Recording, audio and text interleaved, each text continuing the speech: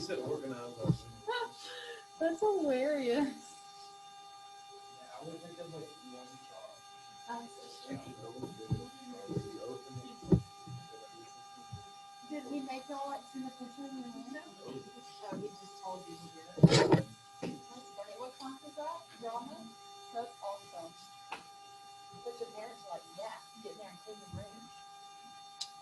Okay, so this is function notation. We did this already this year together. This is something that I taught you guys how to do. So with the first one, you have f of 4, which means you are plugging 4 into function f. So you got 4 squared plus 9. That's going to be the numerator. Okay. On the denominator, you are plugging in negative 1 to g.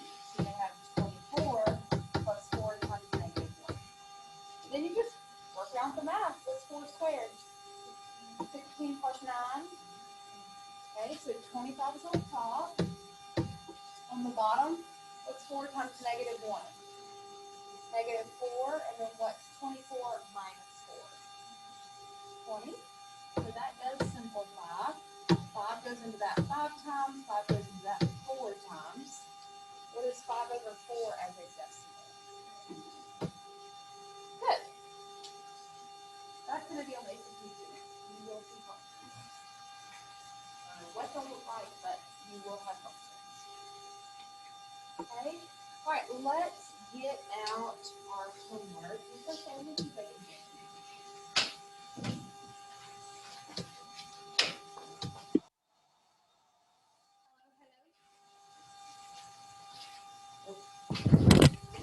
Hello? Hello? Okay. All right. Okay, so we are going to check your homework.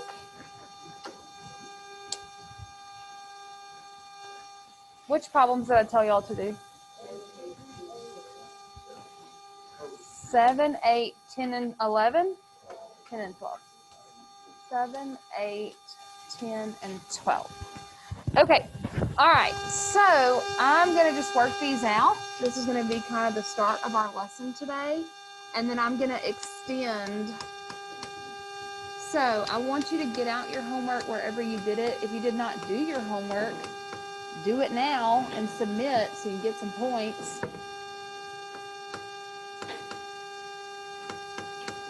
Okay, so this is number 7, all right? Find your homework because I'm going to show you some other things that I want you to add to this, or if you don't have your homework, then just take notes on another sheet of paper because I'm going to extend this lesson and teach you like the transformation. So the first thing that we have to do right here is group the first 2. Okay, so we're grouping those first 2, and then their only common factor right here would just be a 1. The only thing that we could take out would be a 1, which really doesn't change much. But we are going to go ahead and put the box. Okay, I am not going to have enough space. I guess I'll do it down here. 1x squared minus 8x plus the box, close parentheses, always minus a, which in this case is 1, times the box, and then plus 17. Everybody okay with that? How do you get what goes into the box? B over 2 squared.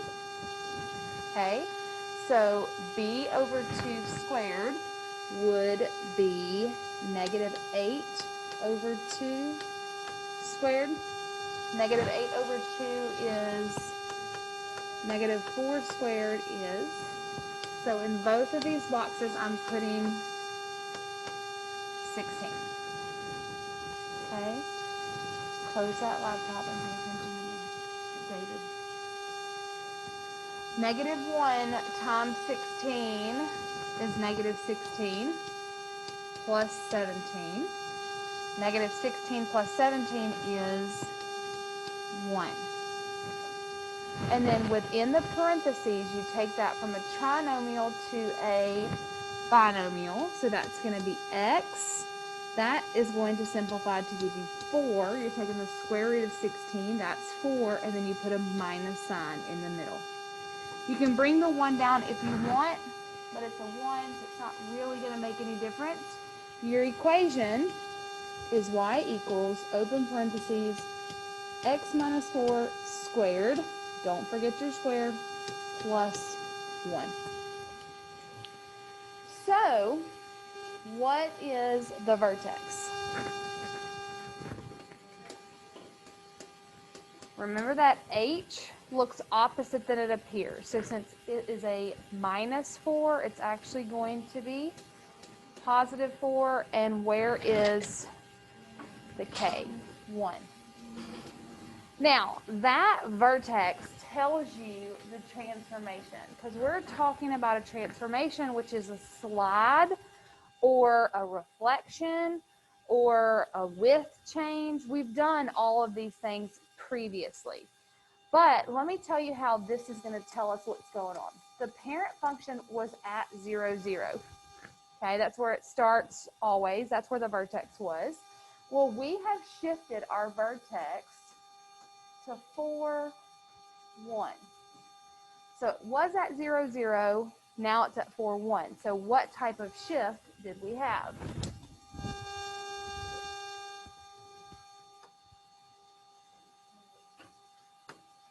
Four units to the right. You get that from the x. The x is your horizontal shift. So since 4 is positive, we're going 4 units to the right. And then how many units are we going up? 1 unit up. That's your y. The y controls the up and the down. Whoa, what did I do? The y controls the up and the down, and so since that's a positive 1, we're going up 1. So your vertex is what tells you what your transformation is. So based on where that vertex is, that's what you know happened. If you have a negative x, you go to the left, okay? If you have a negative y, you go down. That's what's going to tell you if it is, flipping. Now, you're also going back and comparing to the parent function. The parent function's width of the parabola right here is 1. Okay, so A has to be 1. So in this case, the width stays the same. It didn't change. It's still at 1. If it becomes 2 or 3 or 4 or 5, anything greater than 1, then your parabola is more narrow, just like slope. Okay, the parent function slope is 1. As the slope increases 2, 3, 4, 5, 6, 7, your steepness of your line is more steep. Okay, just like skiing, the slopes, the higher the slopes, the steeper the mountain. Okay, well, same thing with our parabola. If a is a fraction less than 1, greater than 0, like 1/2, instead of being at like the steepness of 1, you have a wider graph. So the fractions make it wider as long as the fraction's less than 1. If it's 4/3, 4/3 is 1.333. Well, that's greater than 1, so that makes it more narrow. So fractions that are less than 1 make it wider. What happens if a is negative? It flips. Okay, if a is negative, then you have a reflection over the x-axis. Okay, because your arms go from being up to down. Okay, makes sense? Okay, don't get those masks on. Number 8. Number 8 is 2x squared. It's y equals or jx, whatever. 2x squared plus 4x plus 5. Okay, so if you look here, we're grouping the first two, just like that. What is their greatest common factor? 2. Okay, and you're right, it is x, but I'm just taking out that number, just the number. So I'm just taking out 2.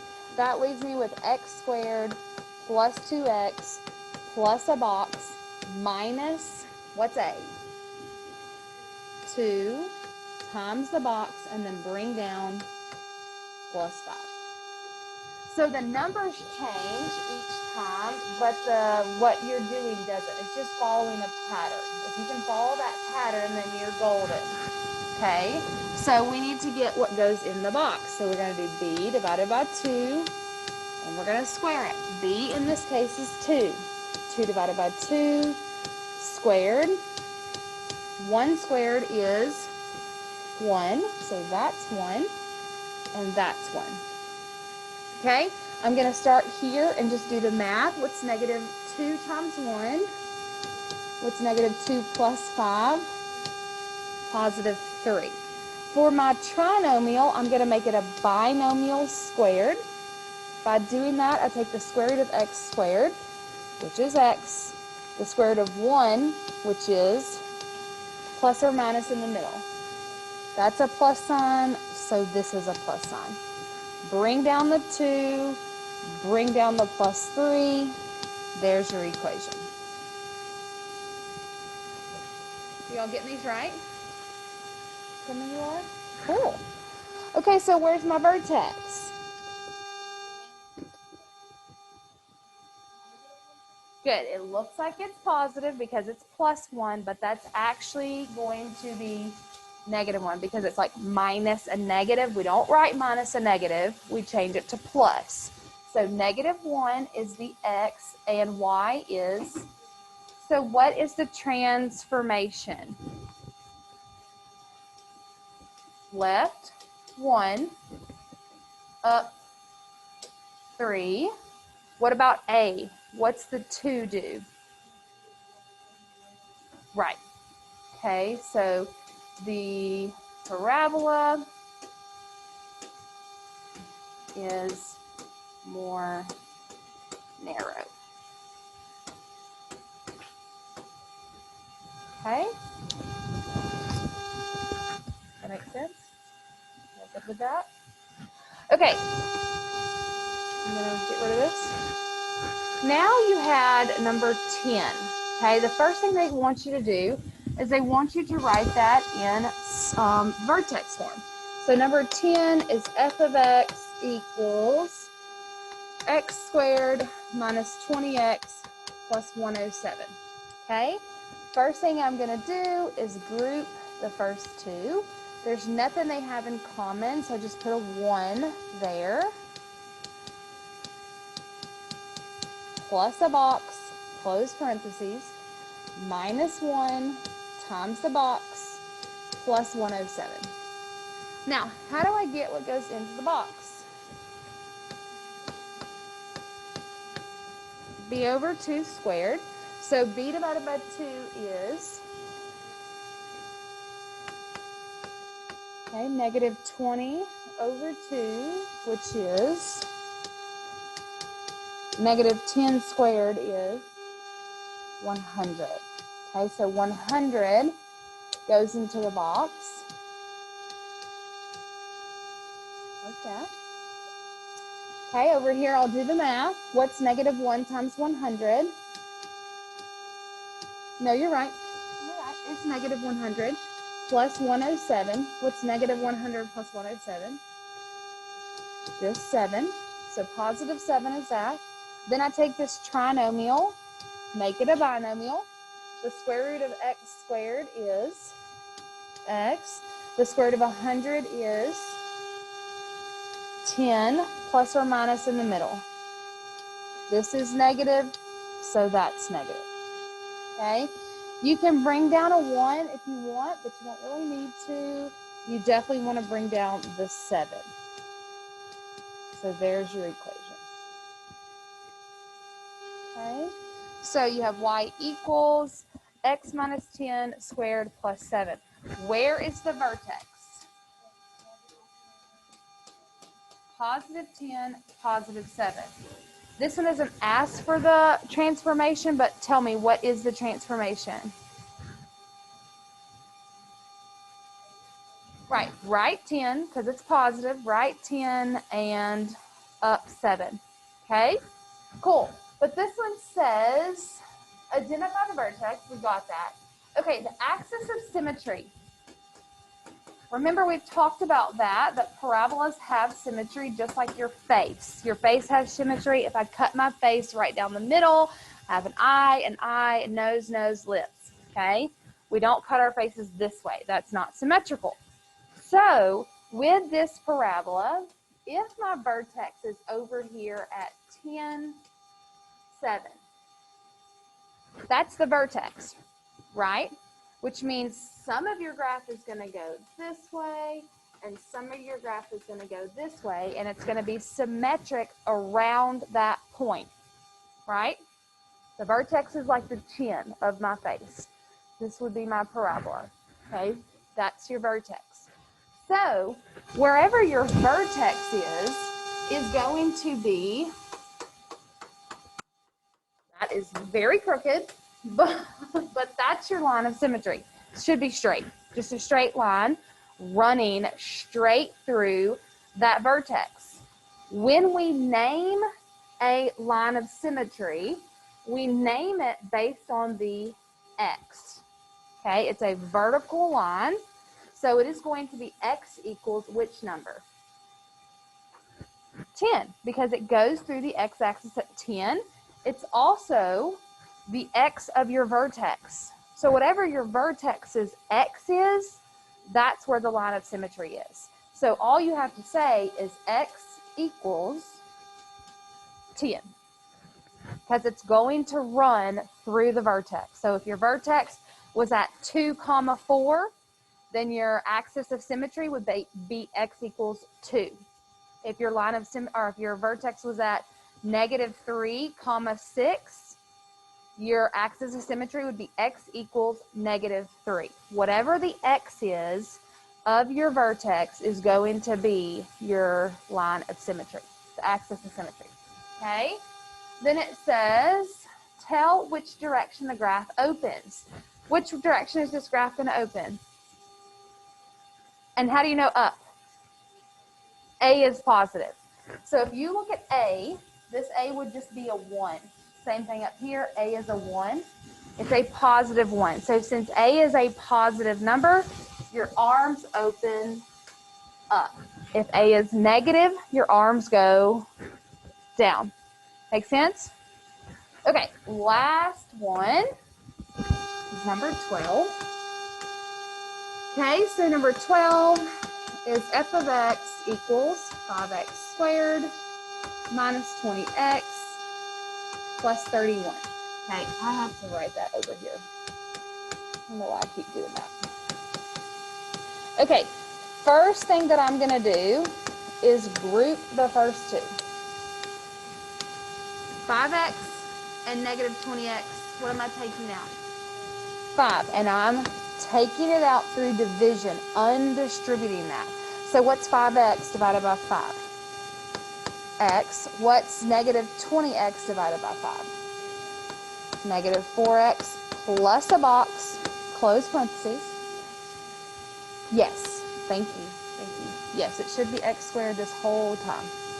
Okay, so, you see where I messed up? It just should have been x squared. X squared, okay, I just wrote it down wrong. Okay, so then it's going to be minus, who's A this time? 5 times the box, and then what's at the end? 31. All right, to get what goes in the box, I do B divided by 2 squared. Who's B? Negative 4 divided by 2 is going to be negative 2. Negative 2 squared is 4. So this is going to be 4, and that's going to be 4. I start over here and do the math. What's negative 5 times 4? Negative 20 plus 31 is positive 11. Y'all better be paying attention. In the parentheses, I'm making that a binomial squared. Y'all put your phones up. I'm like trying to be polite, not call folks out, but y'all even pretend to pay attention. What's the square root of x squared? X. What's the square root of 4?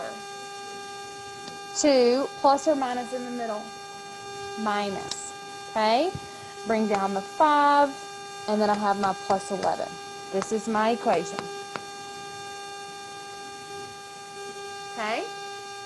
Now, what's the vertex?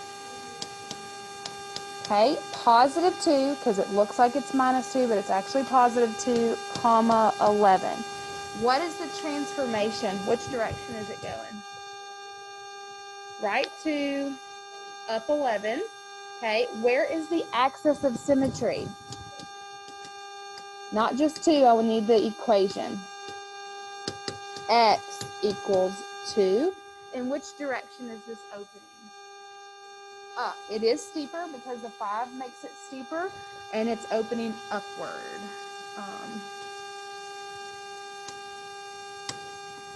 Okay, that's what we're doing today.